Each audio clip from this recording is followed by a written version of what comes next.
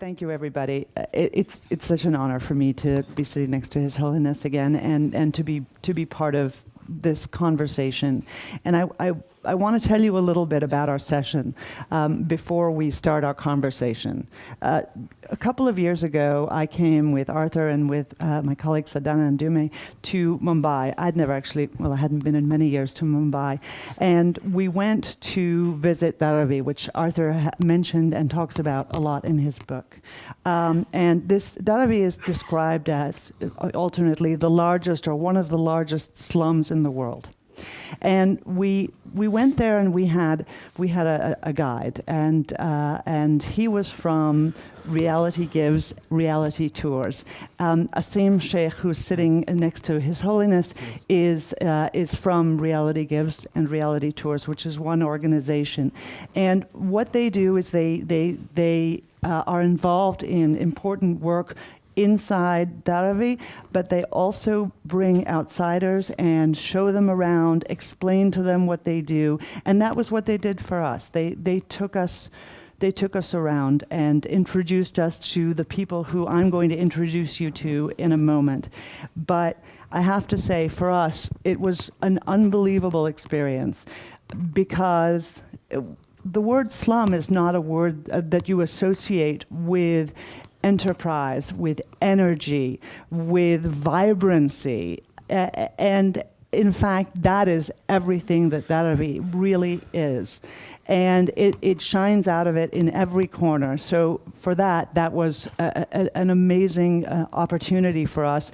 And we have Arthur and his work, and all of us have tried to build on that. And one of the first little tiny non-conference related things I'd like to do actually is to tell Asim that AEI, in gratitude for everything that you have done and will continue to do with us, has made a donation to Reality Gives in order to support your work and to thank you for all of the good that you do. And so, stand up a little bit. I'm going to pass it over to you.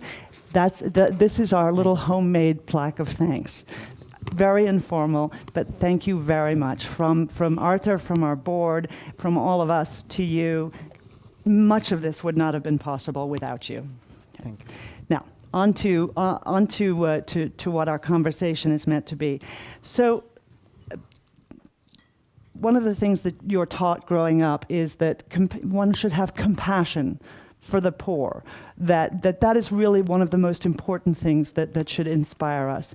And I have to say, having visited with the folks who I'm about to introduce you to, compassion is really not the sentiment that I feel. I feel compassion for Syrian refugees.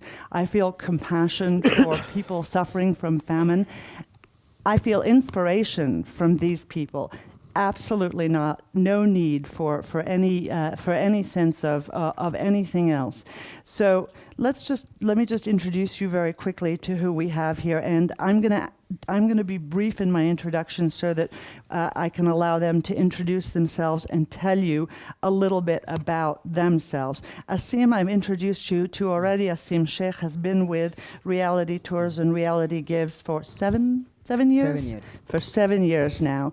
Akram Shah is this gentleman over here, and Akram is a tailor in Dharavi. He has a business which I visited, which makes clothing and also makes baby carriers in partnership with an Australian company. And I'm going to ask him to talk a little bit about that in a moment.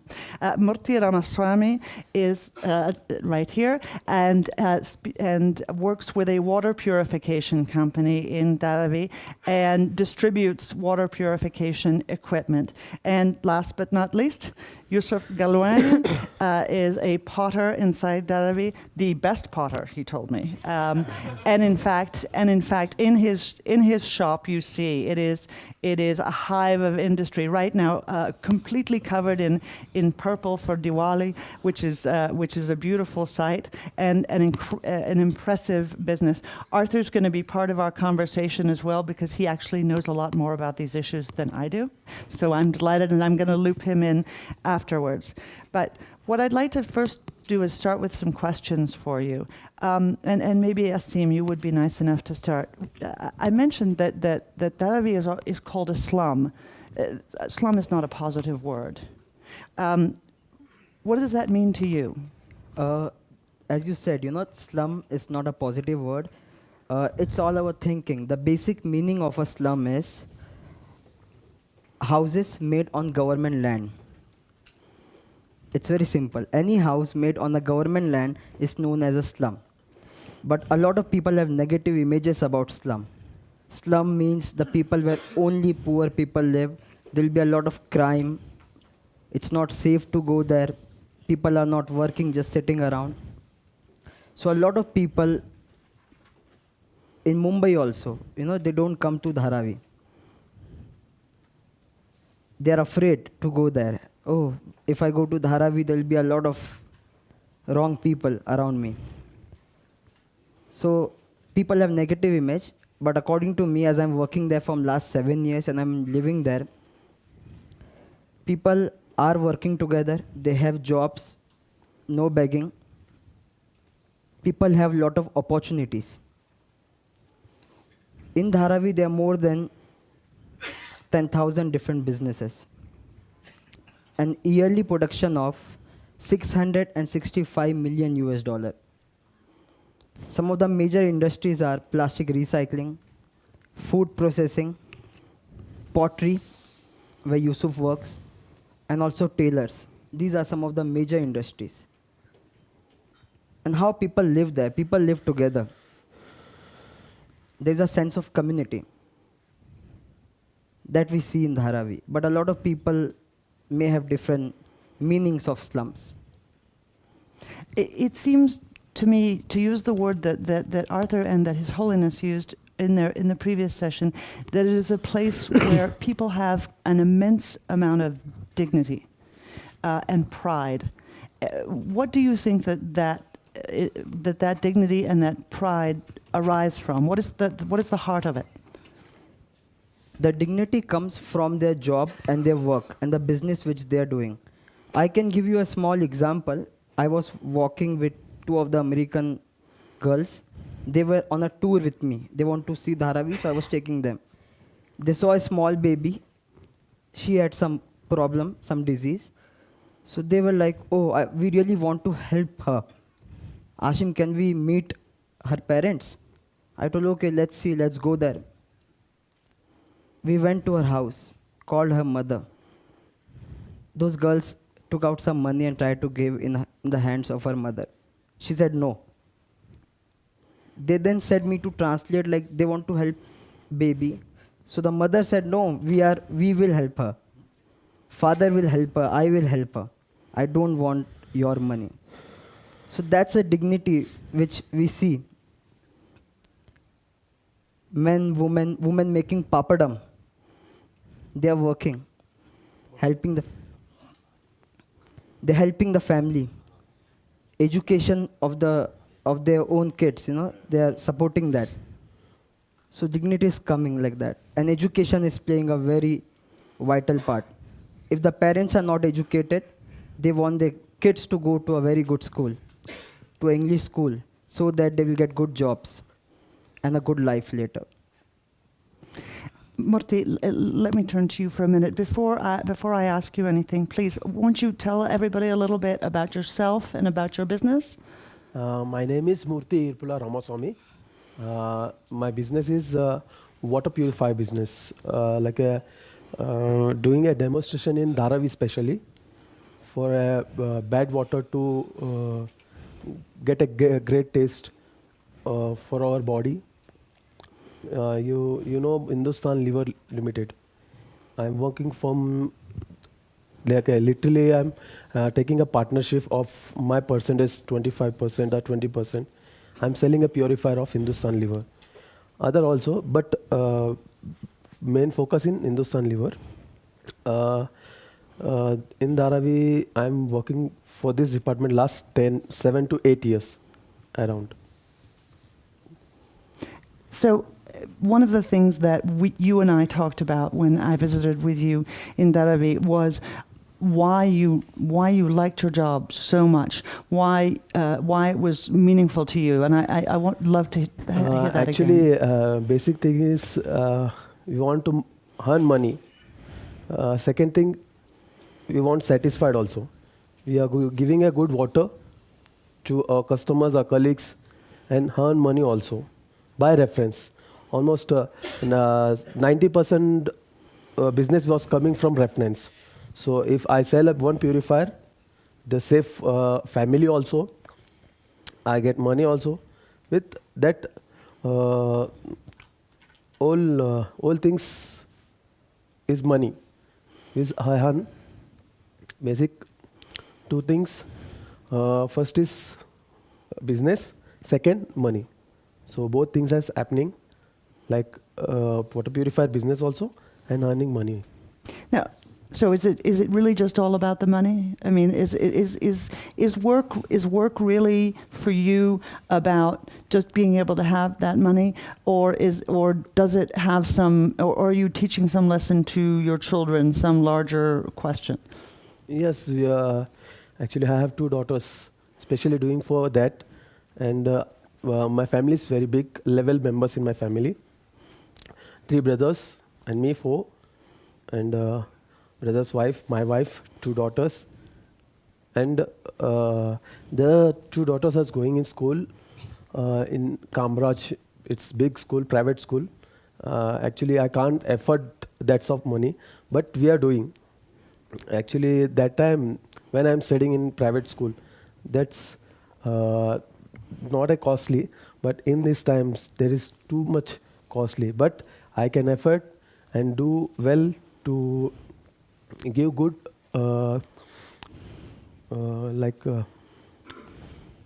good thing to my childrens to study. And last year my daughter came first rank in school in junior KG.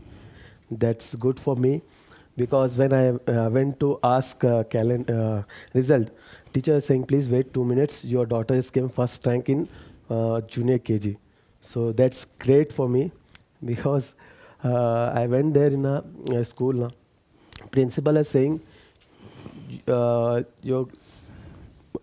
asked me, what is your qualification? I told him I done HSC. So your daughter is very good. So please give something to confident in your daughter. It's come good. That's wonderful. I'm going to turn to Yusuf in a second, but I want to ask you one last thing. Yeah. We've been talking about the dignity of work, but we've also used the word poor and used the word poverty. And I asked you in particular, as I asked your colleagues, do you feel poor? And you answered me very interestingly. Yeah, actually I'm not a poor, because poor means who's begging to someone, but I have some power to earn money for my family. Actually, I done something for my future also. It's around I can come 50 years. After 40-50 years, I done LIC policy. So it's safe if I not today also. My family is safe after 50 years, 60 years. That's good for me and my family, for family safety. And the company also giving me some policy in Hindustan Liver, because I'm doing work from last 7 years. So company also giving me something like a policy. So it's good for me and my family. But I'm not a poor. I'm so energy person, I can do anything for me and my family, for our country also. So what I can do, that's best for me and my family and India. That's lovely to hear. Yusuf, and please don't hesitate. We're going to use we have the translators on, so make sure that we're using it. Yusuf, tell us a little bit about yourself and about your business and your family as well.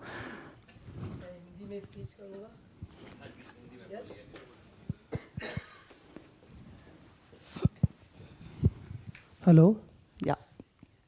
जब मैं पहले आपसे सुना आपने धारावी के बारे में बहुत I have heard about Dharamsala from many times. His Holiness said that you must have personal confidence. दादा थे उन्होंने My grandfather स्टोरी बताई थी कि हम told the story that we came from Kutch, a place in Gujarat.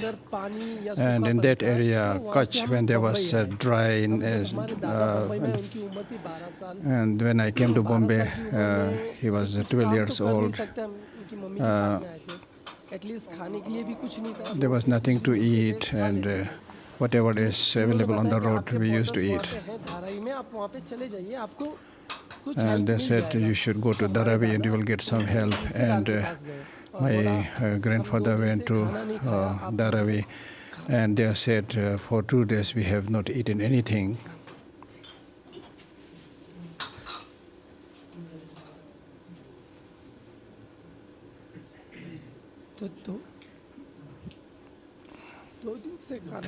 For 2 days, my grandfather hasn't eaten anything. Please give me something to eat. And then said, this is the work you need to do. You need to use this wheel and for making the potters. He was given some clay and the wheel and asked him to move the traditional wheel. Of course, in those days there was no traditional wheel, so with that wheel he made small pots, and he could not also bake it properly, and whatever it is, but he was able to earn something. And from there he learned that you should never beg, never spread your hand, that this person will help me, that person will help me. That's not the proper way of thinking. You should not be dependent upon others. So this is what I learned from my father. And of course, people again in those days have this very bad notion about the potters, and they would look down and say, oh, this is a potter, he is nobody. So in those days, Dharavi, the place Dharavi really had no development at all. And after 3 generations, I learned this pottery, and I made so much growth in terms of making clay pots, that in terms of art of making pottery, we should be famous not only in India, but all over the world. Of course, in those days, there was no proper education, and these days I feel sad that I'm not able to speak in English. So therefore, I have this hurdle of not being able to say things in English. And that also, in a way, is a good incentive, because that makes me think that I should teach the younger generation the modern language like English also. So therefore, as somebody already said, it is wrong to think that Dharavi is a horrible place. There are so many people with so many crafts and arts. People should come there thinking that there are good people living there. There are many people with very good crafts and arts and expertise. And today so much development is there in Dharavi. And one of the best is that we are not getting any government facility. So whatever development you see is a result of personal initiation, like the leather makers, the garment makers, the potter makers, and even all the individual women and men, even children, they earn their livelihood. They don't earn their livelihood by begging or by depending on others. So everybody is living with their own initiative and effort. So please see Dharavi as a place of art and craft. So I want to follow up, and thank you for sharing your story with us. So I want to. We are the American Enterprise Institute, and I want to bring in a little bit a question of an American perspective. Arthur's written a beautiful book called The Conservative Heart, and in it he tells a story I think this was in your book, Arthur, you're going to correct me if I'm wrong, and it may have been in an article. He talks about the Vice President of the United States, who says, government needs to do more for people like you, so you don't have to work in these dead-end jobs. And you can stop working and just take money from the government. I'm curious how you see this, and whether you see this as that in fact, if government would only give you more, you could just stop doing what you were doing and still live well. समझ गया? हमें government से कुछ पैसे की जरूरत नहीं है. We don't need money from the government. कारीगरी है. What we need is that we need marketing for the crafts and arts that we produce. For example, the leather products. There are no market, so money is nothing. पैसे अगर आ गए मेरे पास तो मैं अपनी side पकड़ के बैठ जाऊंगा कि मुझे Because if I get the money, then I don't need marketing. I'll just get hold of that money and sit down. So what we need is marketing, so that there is perpetual growth. And those who follow our trade, those who work under me, they will also be able to earn if I earn. So therefore, I'm not just thinking about myself. I'm thinking about all those potters and others who work with me. And do you understand the meaning of the expression dead-end job?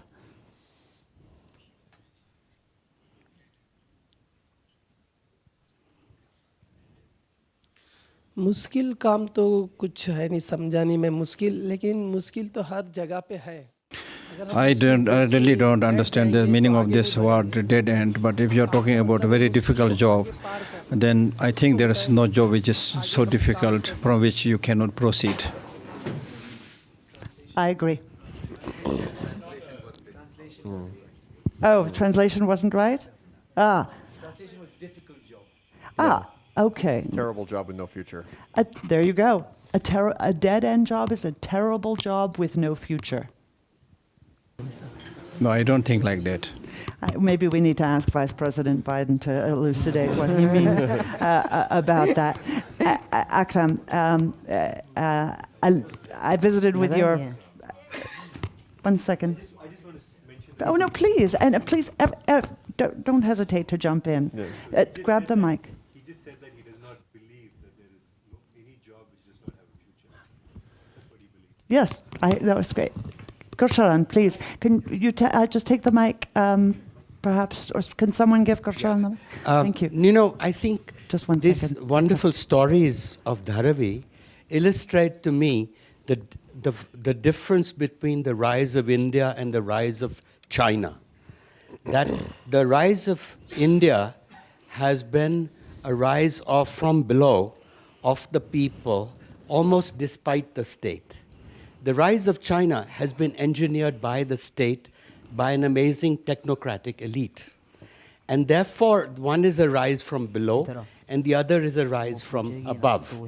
And I think what we're talking about is that millions and millions of people, they, from 1991 onwards, when India got economic freedom, it didn't get economic freedom in 1947, when it became politically free.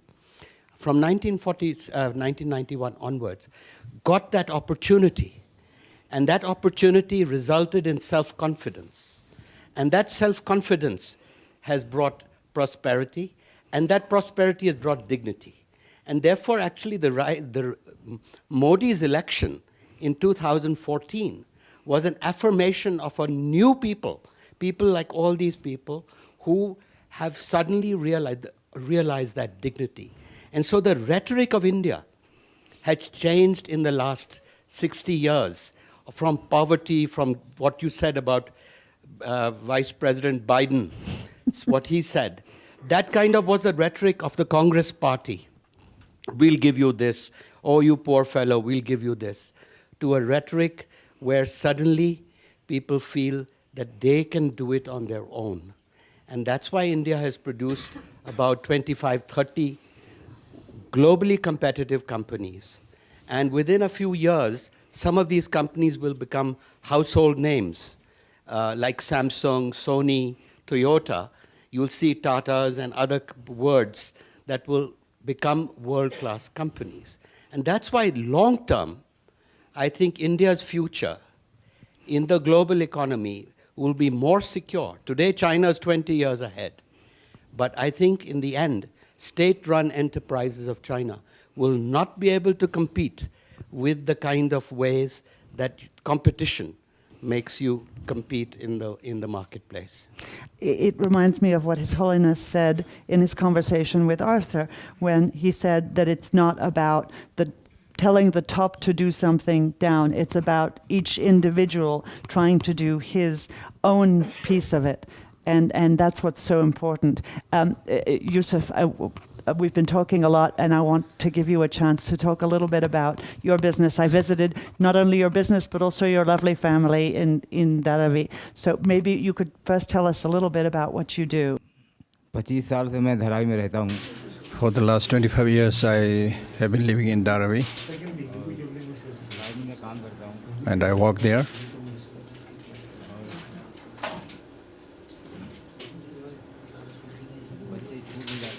My students, my children go to school. The situation of Dharamsala, most of you are quite aware now. There are so many artists there, and so many who work very hard. But there are difficulties and problems where they very often get tired, and they work day and night. And there are situations where even when you work hard, you don't get the success. And I am one of them.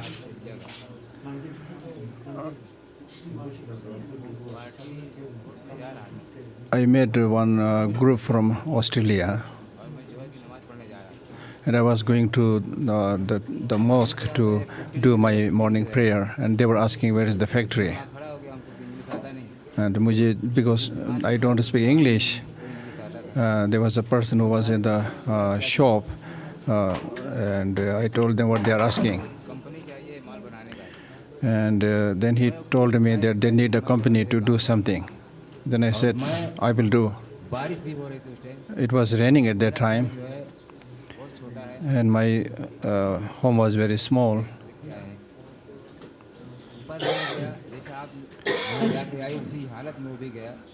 Just as you have come, drenched in the rain, so I also took them, and they gave one sample and asked me to make. Then for 2 months I looked for the material. Then I made one piece, and he liked that piece so much that this party continued to give me that work for 8 years continuously. And there are other items that I made for them. Of course, we had limited space and so on. So there are like limitations. And there are many people whose situation is really very deplorable. People are very good, but because of poverty. For example, there was somebody suffering from dengue fever. 2 kids got dengue, and in the hospital, I was there with my wife.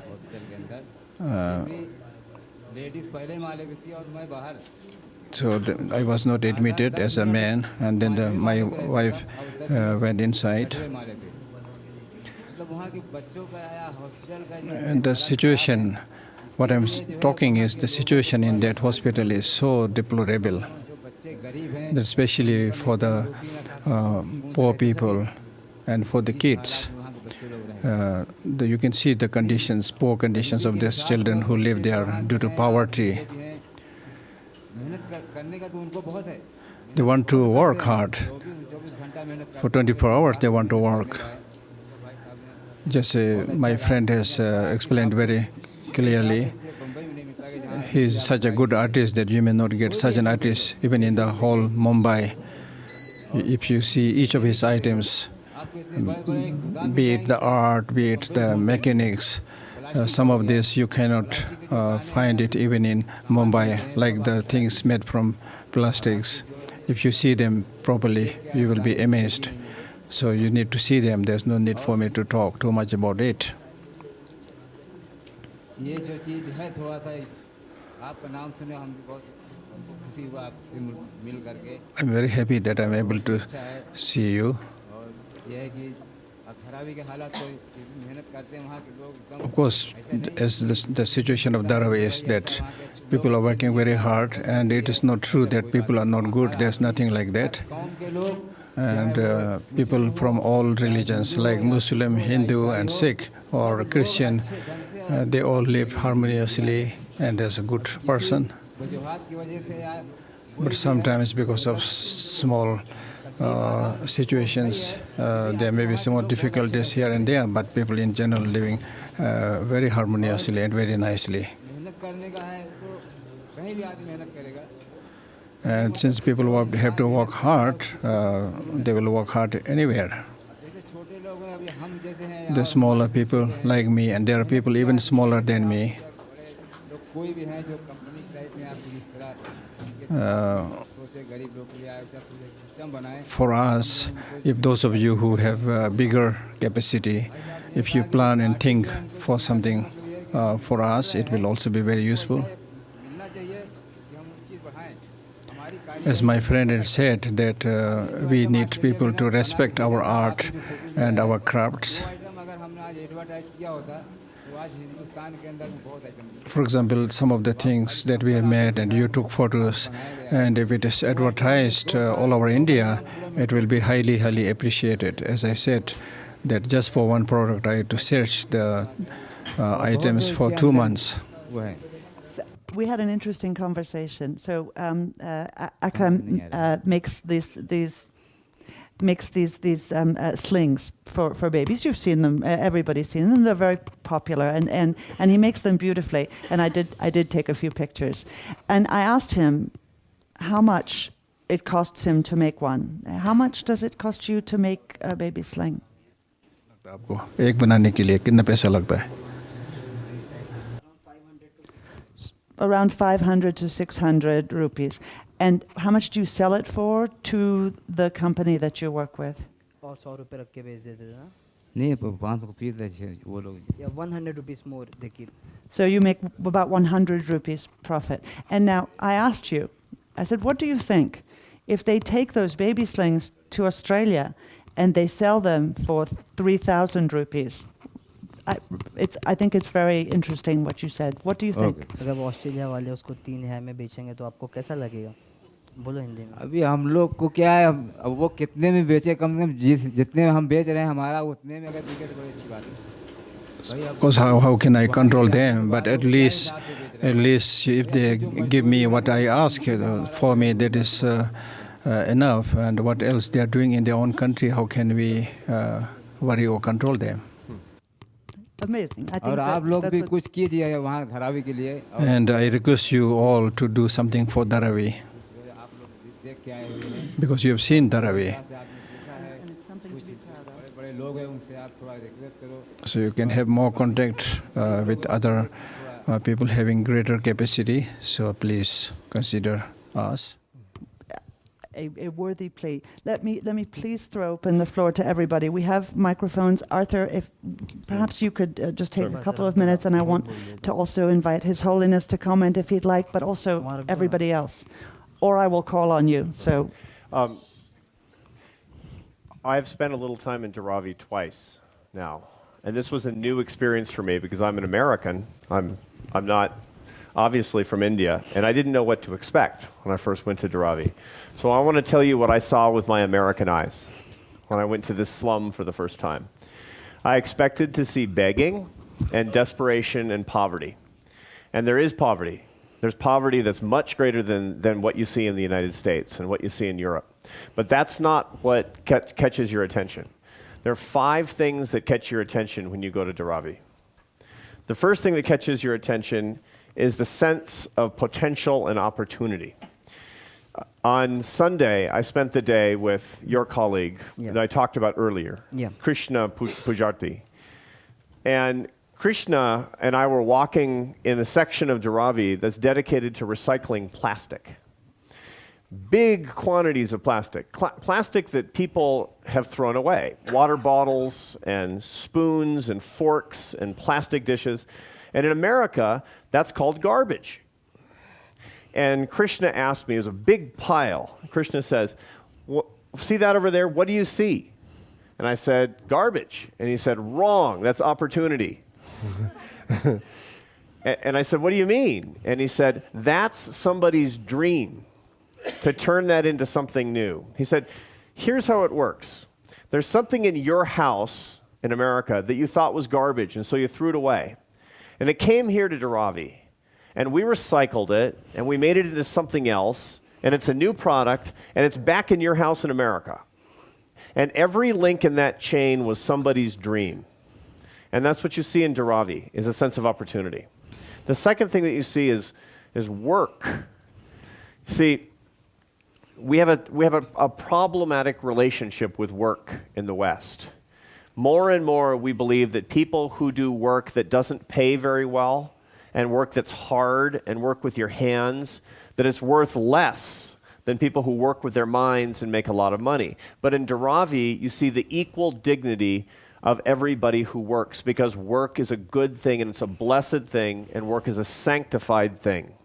This is what you see, and you see no begging and all working.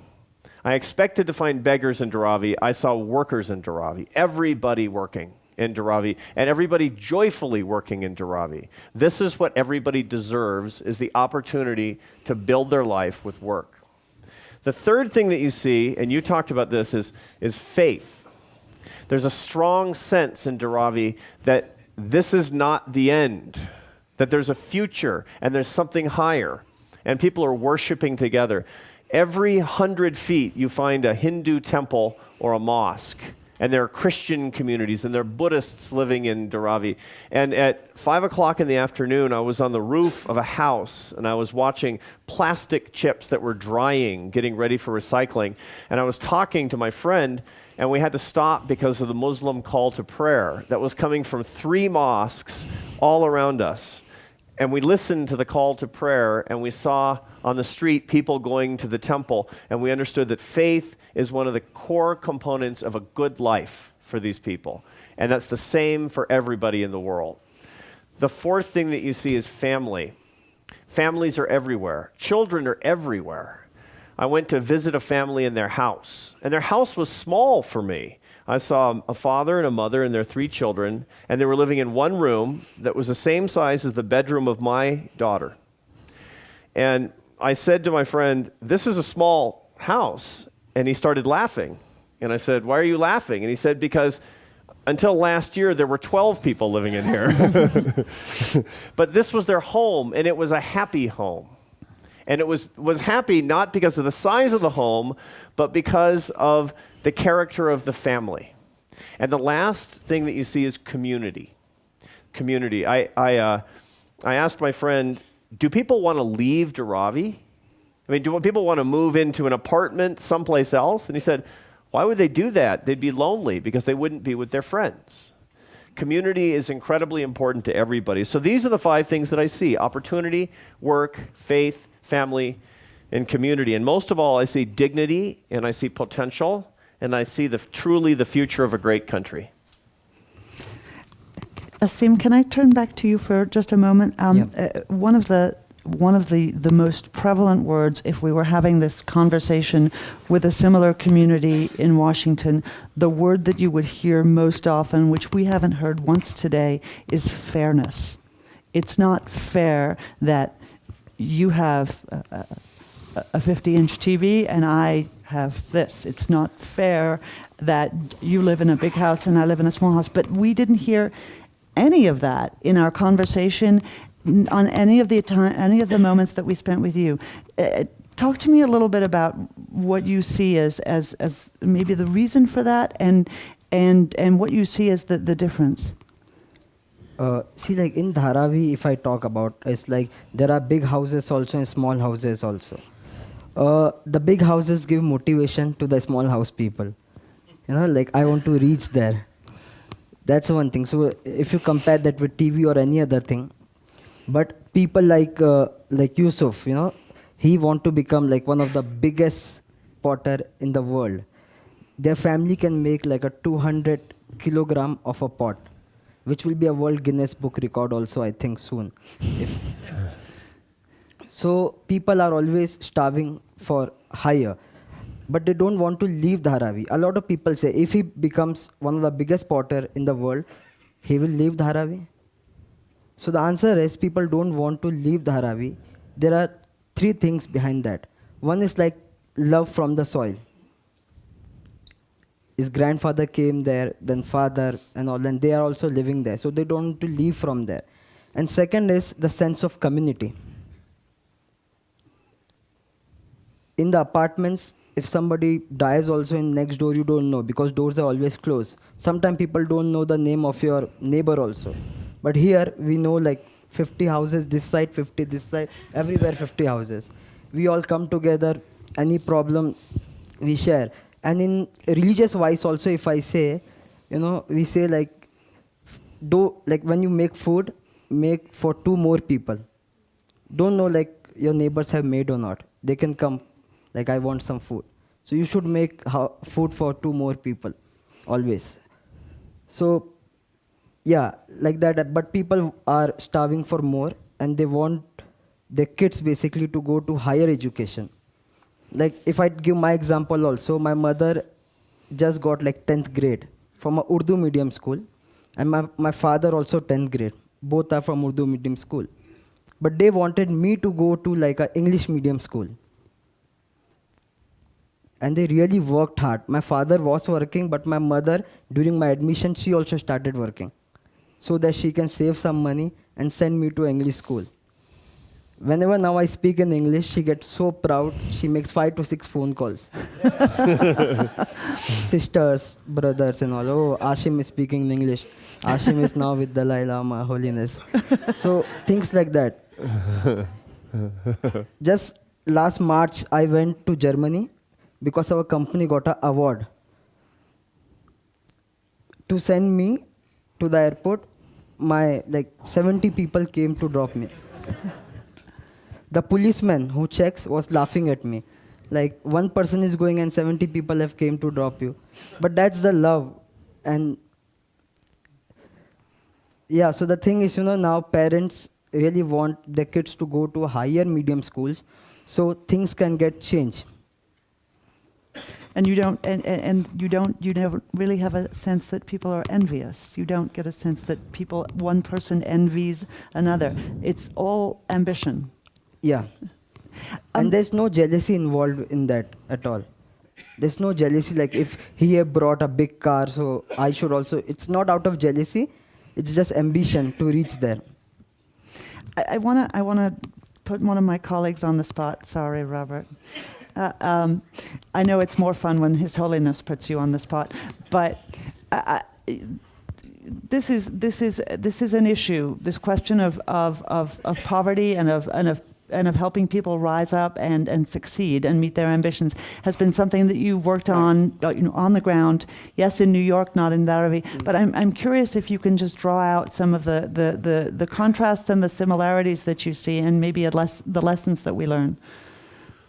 Well, I think that the key to the success, if the city has had success in the last 20 years in New York, was that there was a strong feeling that while we wanted to help people move up, we wanted to provide a safety net for people in need, we also had to have a growing, prosperous, vibrant economy. We had to have opportunities for people at every level, on every block, in every part of the city. And that's what is happening here. That's what I'm hearing here, is that there seems to be an openness to the vibrancy of a free market economy that allows people to earn their own success. And now I would add to that it isn't all just that. You have to also provide an infrastructure and an environment and certain kind of supports that do come from the state that can make that go even further. But you have to have that first thing first, and that's what I hear. I hear the same kind of economic vibrancy at every level taking place in an urban place that is the key to success for struggling people all over the world. That's what I hear. And there is the microphone to sit down, please. There is a proper role for government. I didn't draw Akram out on this, but when he talked about dengue fever, I said to him, "What do you think government should do for you?" And I said, "Do you think they should give you money?" And he said, "No, I don't want money from the government." He said, "But I don't want my children getting dengue fever.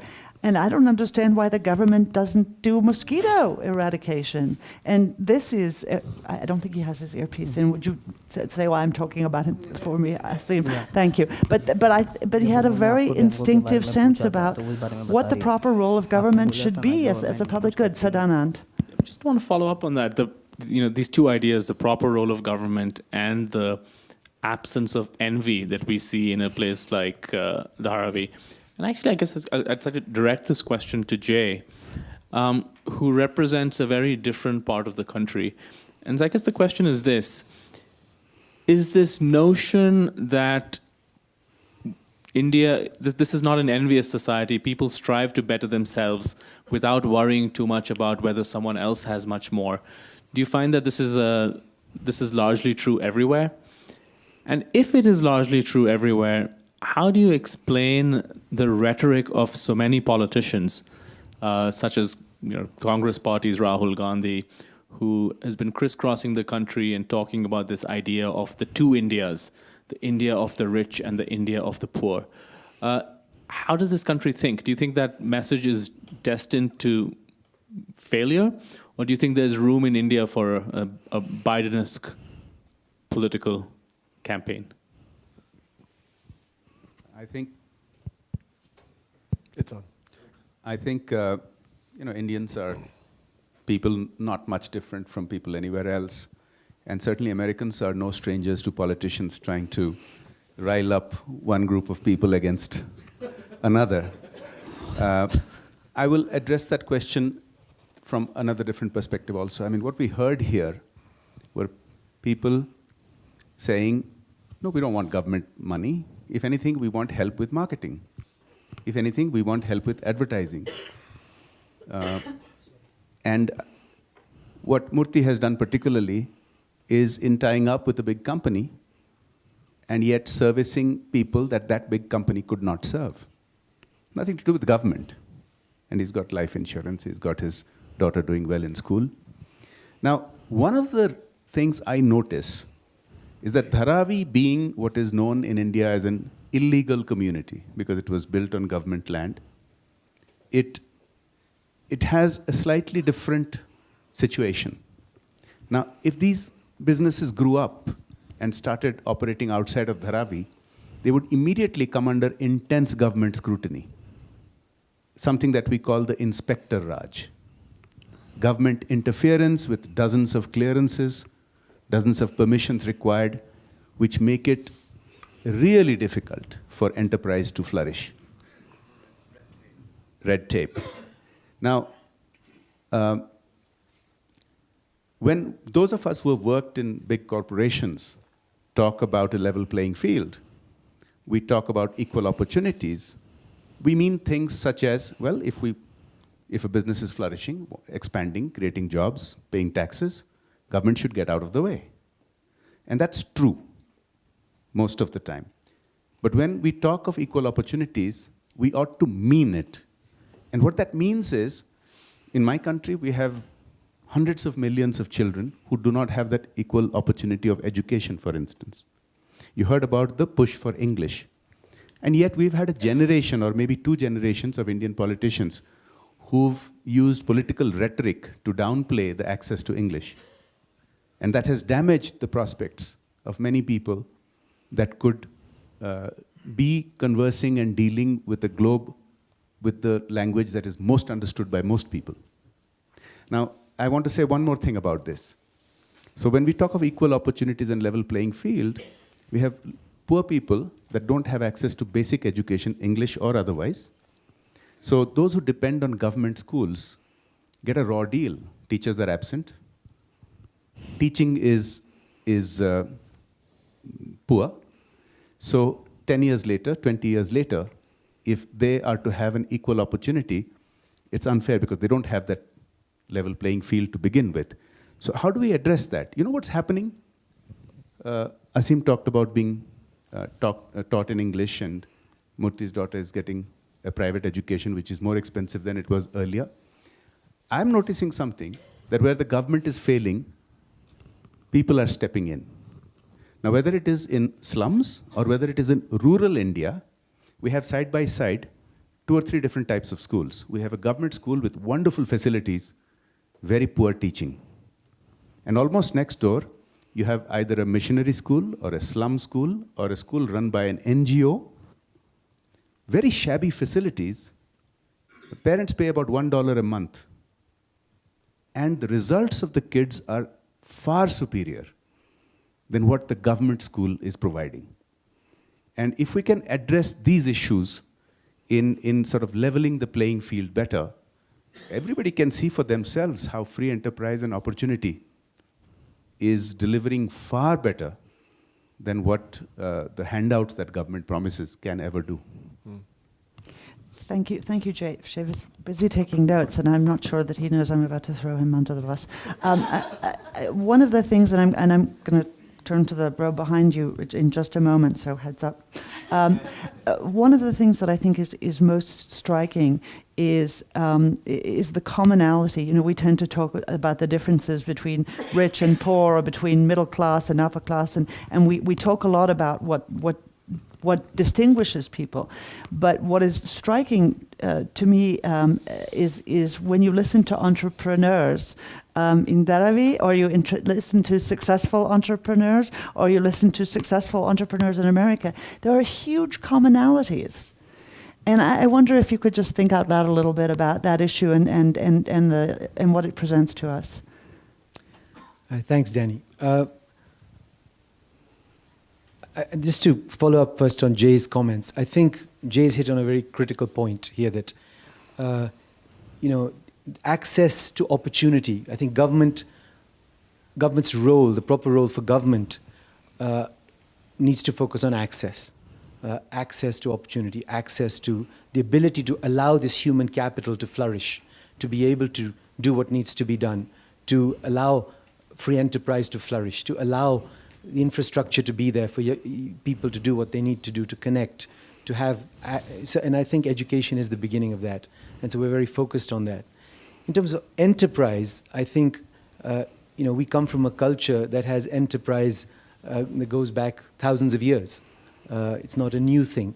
So you have communities that have enterprise. So when I travel around the world, I see entrepreneurial communities around the world.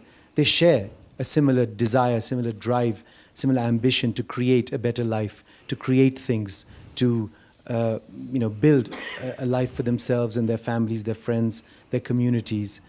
And I think that's a universal thing. I don't think it's about India. I don't think it's about the bottom of the pyramid or rich people, etc. I, in fact, think that, unfortunately, we were talking yesterday at dinner that as families create wealth, that entrepreneurial drive to keep that alive is very hard because it actually starts to decay. As people become wealthy, they become less connected to that entrepreneurial drive often. And I want to go back to what was said this morning about the purpose of wealth. I come from a community called the Marwaris, which is a highly entrepreneurial community in our country. And all the older generations always said that wealth, we were custodians of wealth. The wealth was never for us to use for ourselves. It was always about being a custodian. So if you see a lot of old Marwari families, they live in a very simple way. They eat very simply, they live in very simple ways, and they use the wealth to serve. So it's not a new thing, philanthropic and a service attitude towards wealth. It's something that actually goes back thousands of years. So I think all over the world, a lot of these values exist. The question is the right attitude towards wealth. Wealth can be I like the concept of wealth being energy. And I think it is a form of energy. That energy, if deployed properly, can do wonderful things. But if it's used to serve only the self, and unfortunately the capitalist model, and particularly the colonialist, exploitative capitalist model, which has sort of continued in many ways, creates a very negative view of that wealth.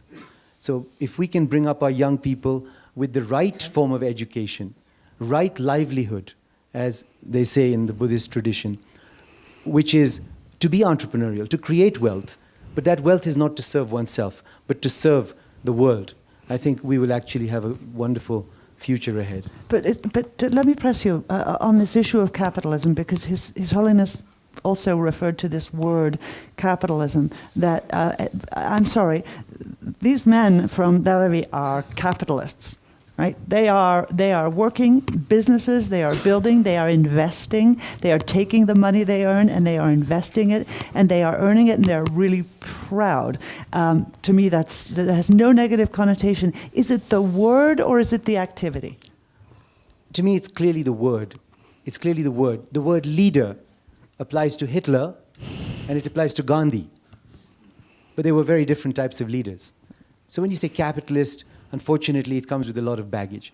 Clearly, we all believe in wealth creation. We believe in that instinct to create wealth, to have a good life, to enjoy life, to give oneself a home, to create education, to create wealth. But the question is, for whom? Is that focused on one's self-interest primarily, or is that focused on an external altruistic drive to serve a broader group of people than just oneself? That's where I think the key is. I'd like to pull in some of our homegrown entrepreneurs. Tully, can I ask you a question about this? In America now, when people talk about when people talk about their own success, they do it, and then they explain that while I am successful, I'm not successful because I gave jobs to thousands of people. I'm not successful because I built a company that is doing wonderful things. I'm successful because I gave money away, or because I feel guilty about it. And it seems to me there's an issue here that of a transformation that's happening in the United States that is undermining. Let's not call it capitalism. Let's call it free markets, ambition.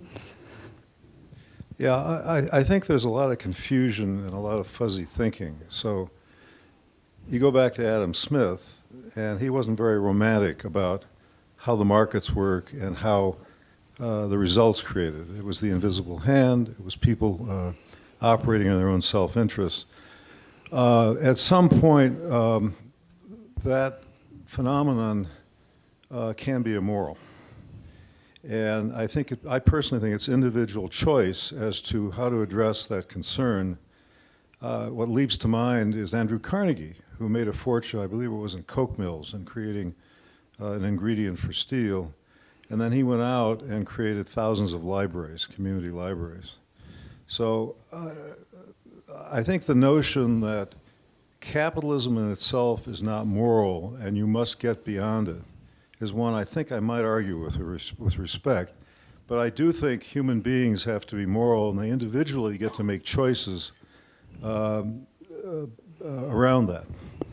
And I think those have gotten badly confused in the United States. And people get guilty because they're not seen as philanthropists first and capitalists second. And I personally think that's wrong. I personally think you should be philanthropic, you should think of other people. But I think capitalism pursued in an honest way, there's nothing immoral about it. I think Arthur told us yesterday that capitalism was a term that was developed by Marx. So the people that practice it, if you will, get to call it something that was developed to criticize it. And I think that may be a source of the confusion. So I don't know, I'm rambling a little bit, but that's my reaction to this tension. And we're going to have a session, Arthur reminds me, tomorrow on questions of morality and markets, and I think we'll have an opportunity to explore more deeply some of those issues. Can I add just one more thing, Please. which is, as hard as it is, in my experience, and I've talked to friends and colleagues who have been successful, it's much harder to be a philanthropist than it is to be a capitalist. It's extremely challenging. And Explain. to find, the obvious channel, and these folks should chime in, I think they're much more philanthropic than I am, because I find this so hard. But the obvious channels of philanthropy in the United States very often don't withstand scrutiny.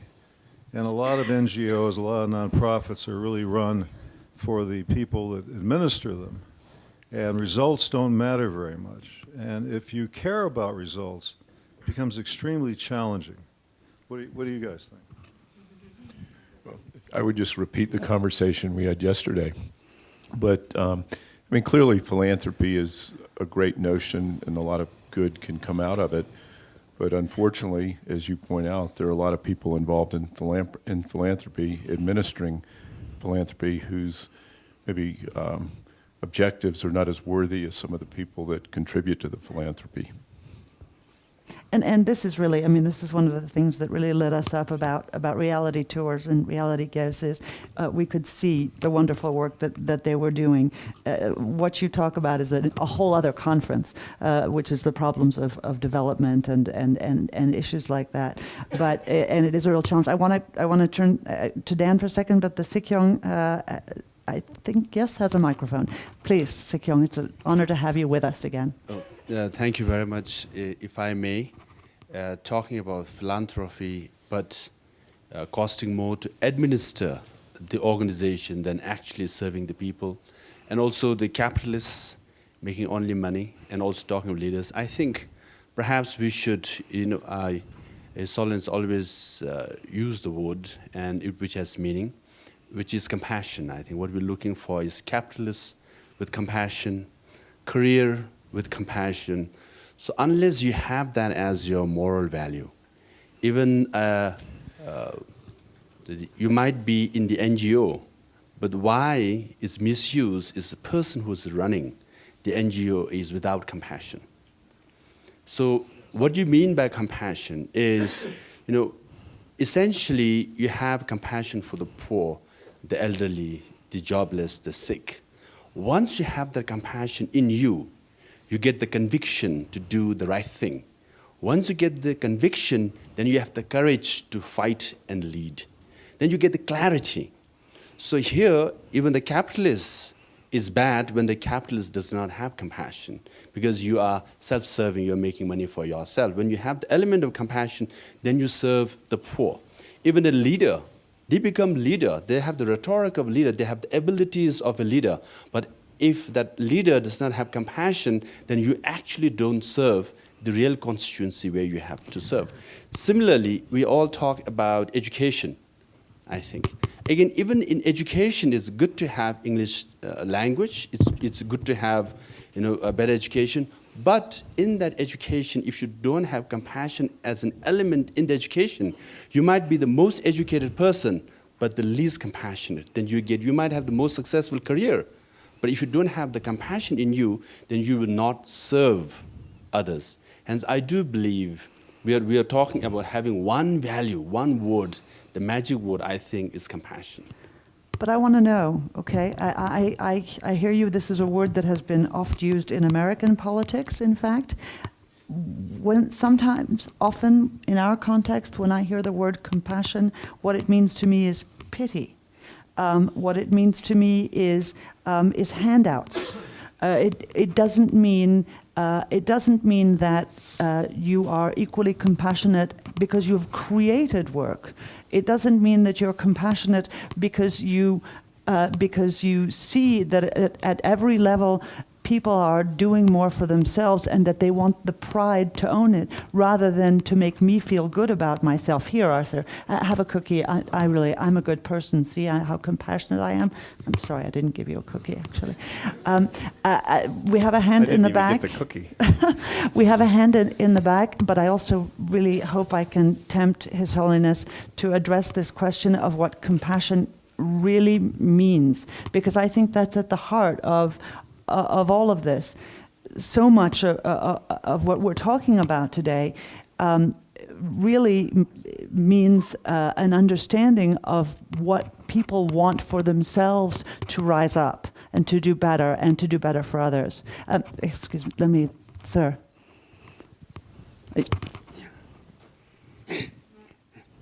Yeah, good afternoon, everyone. I'm a Tibetan. I'd like to share my one small experience. Because since you talked about Dharaway, similar situation we had. When I was going to my college in Delhi, and there's a Tibetan settlement called Majnugatila, where all Tibetans live together as a community. And 20 years back, the main livelihood of that place was to sell a wine. We used to sell wine and earn the living. And why I'm telling you this is, when you have a good leader with a good vision, everything changes. And people could not imagine further to earn anything else, how to live life without selling wine. But in the early 20s, from His Holiness and from the government of Tibetan, gave assurance not to sell wine at all. Don't sell wine, definitely business will improve. But people could not imagine. But suddenly since it was a advice from His Holiness, everybody left with full trust and faith. They left selling wine. And today, that place is very vibrant. Economic activities are taking place. A lot of restaurants, a lot of cafes. Even the people from Delhi universities, Indians, all visit that place.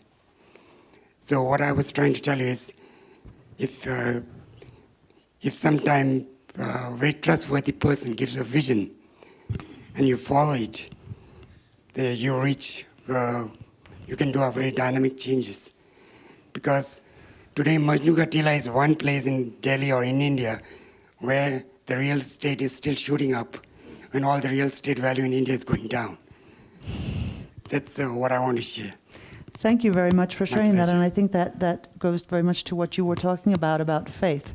It's you have faith in a leader, you have faith in a higher good, but as we learned, you also have faith in yourself, that you have that if in the right circumstances you can meet an opportunity. I don't know whether I can persuade you to join us in a little bit of a conversation about what compassion really means, especially in the context of work, which I think is so interesting. The Sikyong had some things to say. We can give you just a microphone, if you don't mind.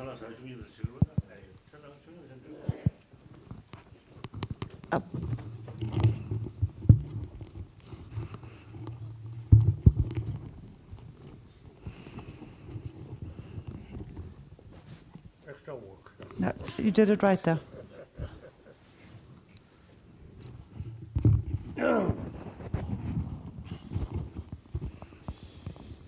Since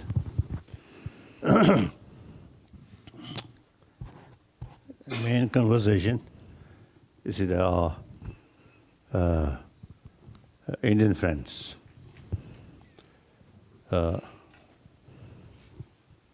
I always describe Indians traditionally our guru. We are Chela. All our knowledge here come from India.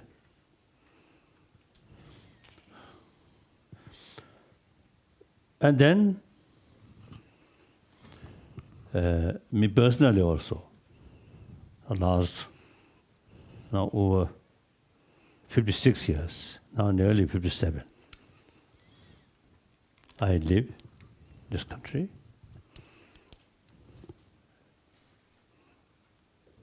So beside, you see, my mind, my brain, every particle, every cell of my brain filled by Indian thought, mainly Nalanda thought. Then this physical survived over nearly 57 years by Indian dals, Indian rice. So I really consider myself as a son of India. So now you talk from your own experience. So India, I consider a very important nation. Besides sort of ancient, there's these sort of rich sort of thought or because of the concept. Today, India is the most populated democratic country. And since India's independence, now this nation, compare other nations, most stable nations, peaceful nations. In this country, almost never heard, you see, problem between Sunni and Shia. And occasionally some problem between Hindu and Gaza, Muslim.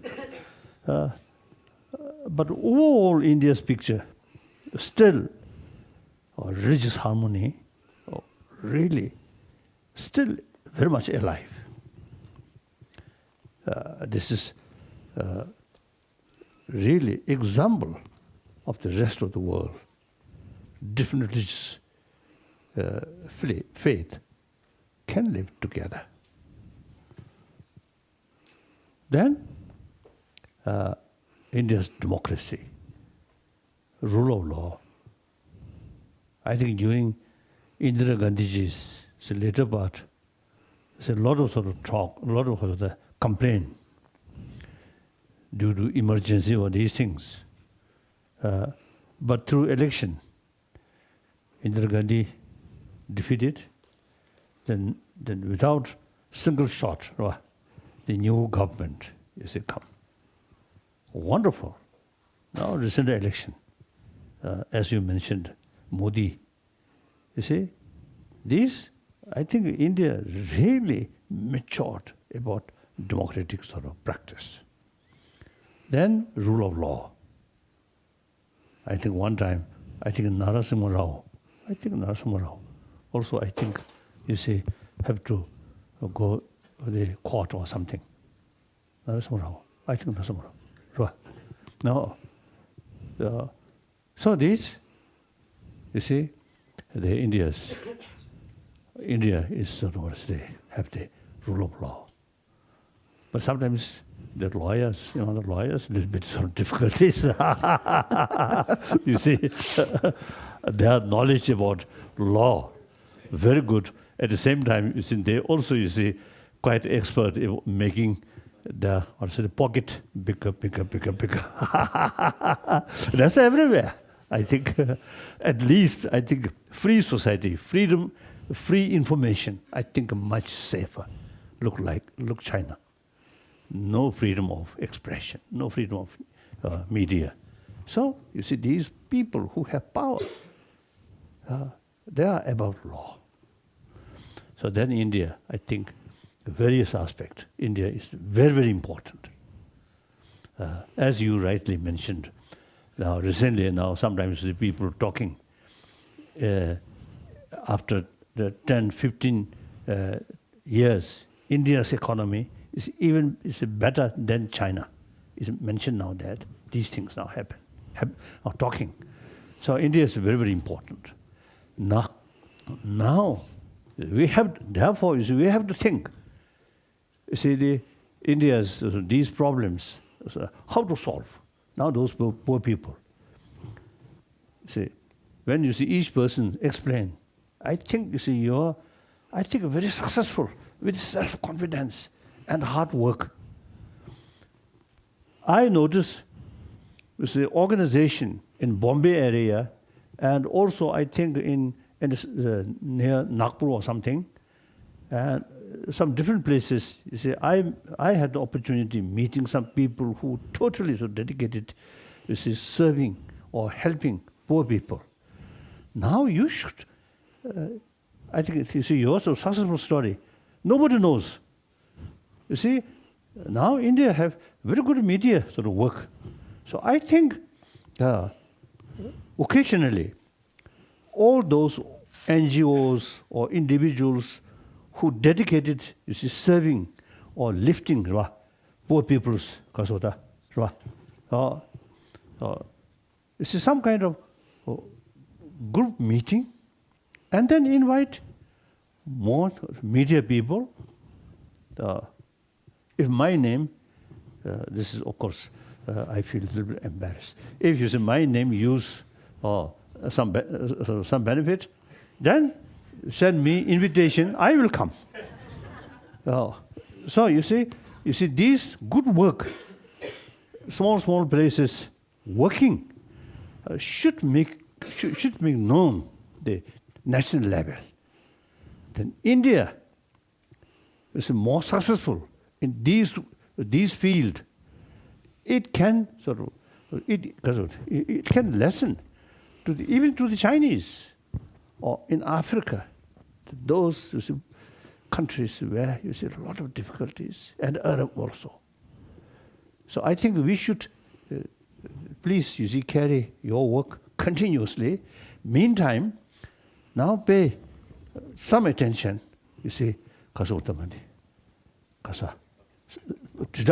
Publicity. You see that I just felt. Then also one sort of national level, some meeting, then exchange different experiences.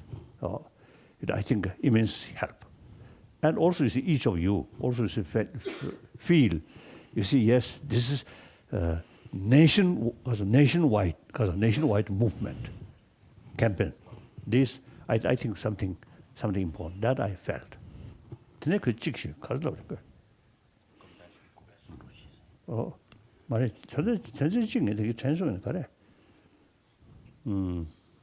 think that.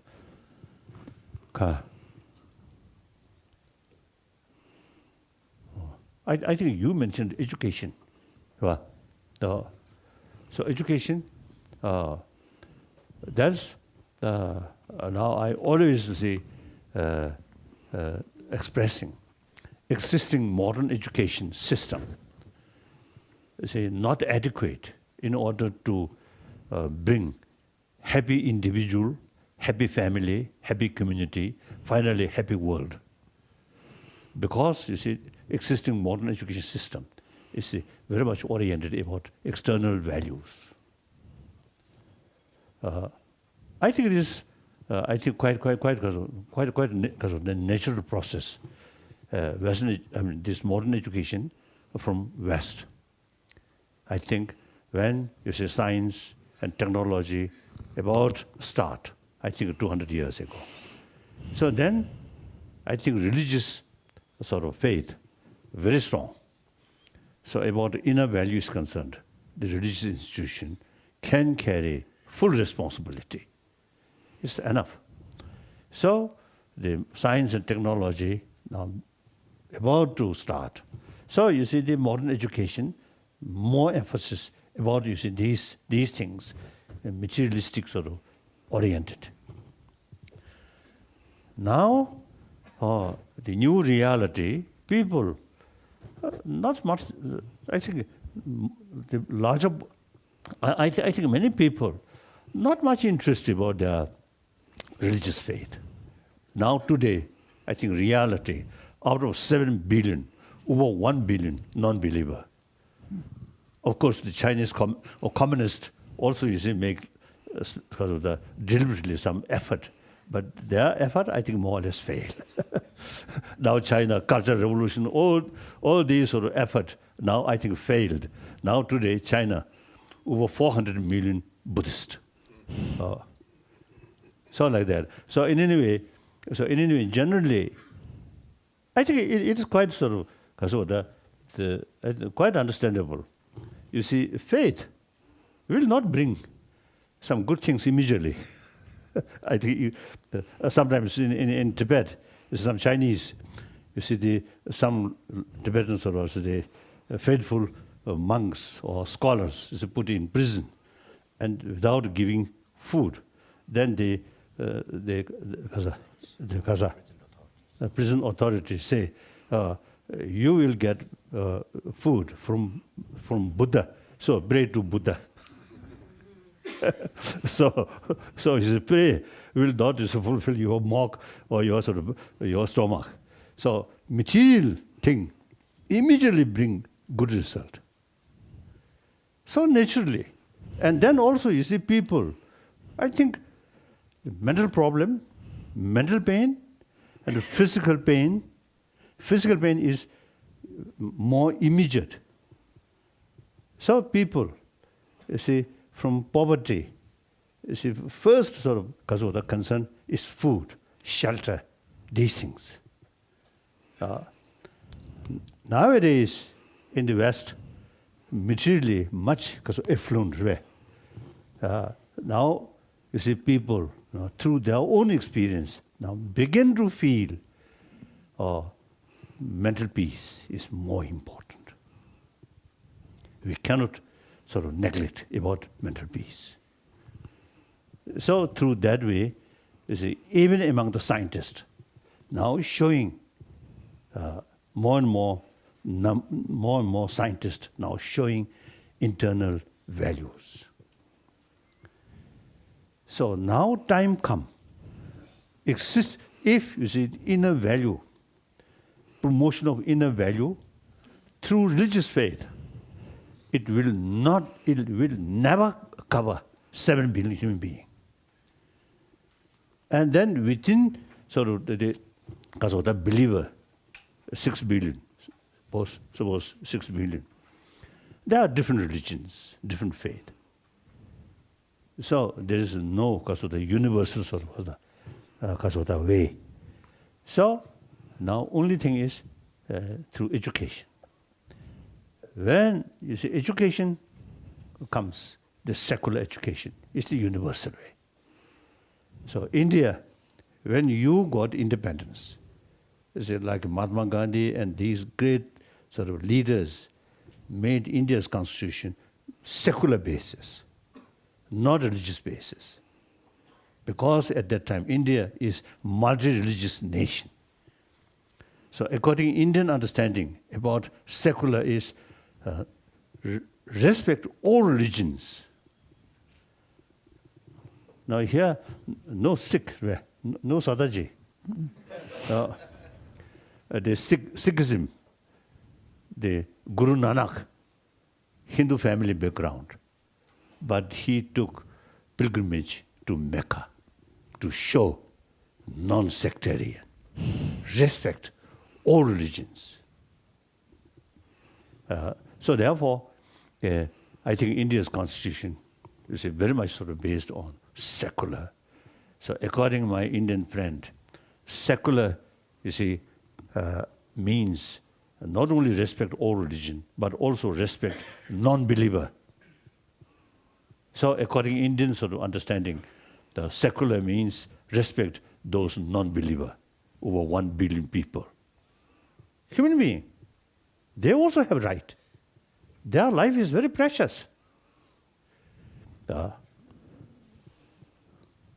I think it's 되게 tense yeah, and tongues tense just.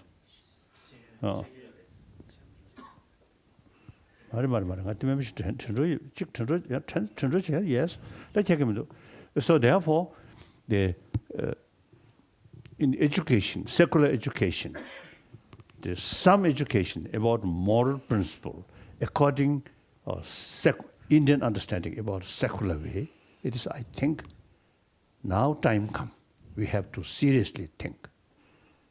So since last, I think, at least more than 10 years, with scientists, some educationists, mainly from America, not Indian. And the European, some. So therefore, you see, we already started working, more research work, how to introduce in secular education field about moral ethics education. Now we already drafted. So the copy, if you have some interest, then we will, because of that, we can share with you. So this is just draft. So we are try to get more sort of ideas or suggestions like that.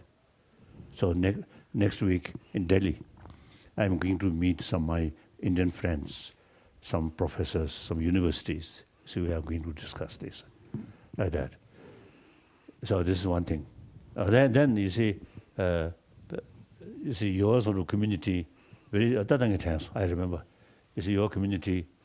You see sense of community very strong. So you see, I think human spirit very alive.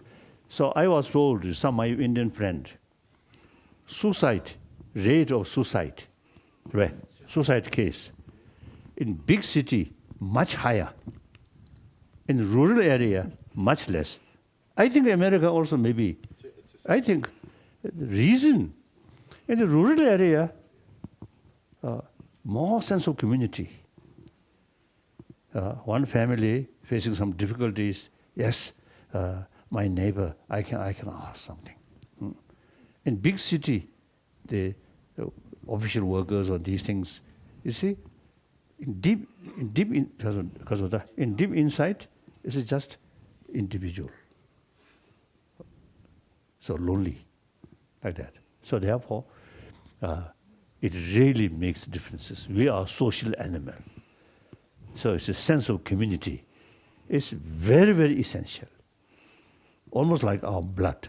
Without that, life becomes very difficult. So the basis of sense of community is respect other. Respect your neighbor. So now compassion. Now compassion. Compassion, two levels. One level, compassion, more or less biological factor. You see, that compassion is oriented about others' attitude. So, therefore, the biological compassion is naturally, you see, towards your friend, your parent, your family. From parent, your children, grandchildren, like that. Now that is biased compassion. Very much mixed with attachment. Attachment, one kind of emotion. That strong emotion comes, you see, very difficult to judge reality because your mind becomes biased. So your sort of close friend, even doing something wrong, you still feel good. Your enemy do something good, you feel bad because your mind biased. So now we need that kind of compassion, biological factor. So it's no need training. Spontaneously come. Now what we need, you see, that sort of the biological factors of compassion take as a seed. Then with help of human intelligence, reasoning, what sort of was the value about compassion. Then that compassion, you see, further sort of extend. Then not oriented others' attitude, but oriented at the being itself. For example, when we love ourselves, not oriented our attitude, but sort of the nature feeling, I want happiness. I do not want something.